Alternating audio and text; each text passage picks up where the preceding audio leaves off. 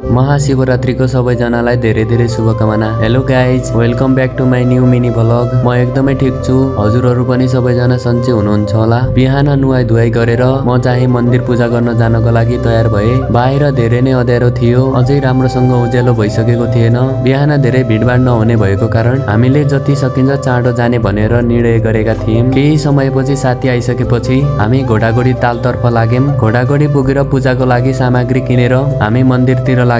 मन्दिरमा गएर पूजा पनि गरियो। बिहानको शान्त वातावरणमा मन्दिर पस्नुको आनन्द छुट्टै नै थियो। पूजा गरिसकेपछि हामी सबैजना मन्दिर बाहिर आयौं। अहिले बिस्तारै बिस्तारै मान्छेहरूको भिडभाड थपिँदै थियो। यताउताको वातावरण भने बिस्तारै बिस्तारै हुस्सोले भरिँदै थियो। हामी दिनमा घाम लाग्यो भने फेरि आउने भन्दै रुमतिर लाग्यौं। 7 बजिसक्दा पनि पुरै अँध्यारो देखिरहेको थियो। केही समयपछि रुममा पनि पुगियो। आजको भिडियो यति नै। आई होप हजुरहरूलाई राम्रो लाग्यो होला। यदि राम्रो लागेमा भिडियोलाई लाइक, कमेन्ट, सेयर गर्न चाहिँ नभुल्नु होला। हस्त धन्यवाद।